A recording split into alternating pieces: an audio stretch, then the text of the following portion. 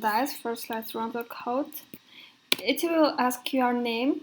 Let's say Tom, and ask you, would you like to play the game? I say yes, and ask you how much would you like to bet. Let's say 10, and ask you how many of each die would you like to roll. Let's say 3, 2, 2, and it will tell us the goal is 43 and your result is 50. So good luck next time, and told us balance is 90, and ask you, would you like to play again?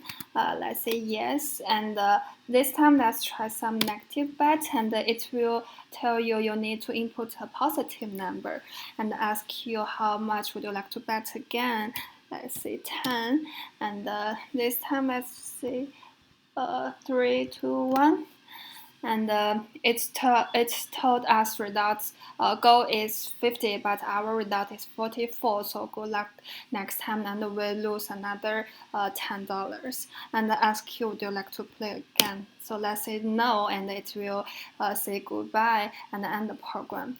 So for the assignment, for the question, what is our primary loop? So I wrote a class game here and had several functions here, and my main function, my first level function is this one, start function, and in this function I have my primary loop, which is a while loop. After we play game once, it will ask us if we would like to play again, which is a play again function, and we'll play game again. And if we wouldn't play again, it will print out goodbye. And for the next level, the second level, in this while loop, I have play game function and also play again function. This is my second level. And in these two second level, also have some several other helpful functions like get goal function, get bet function, get number of dice. So that's how my top-down structure worked. And for the second question, how do I leverage the Dice and Caps class from Pure Risk assignment?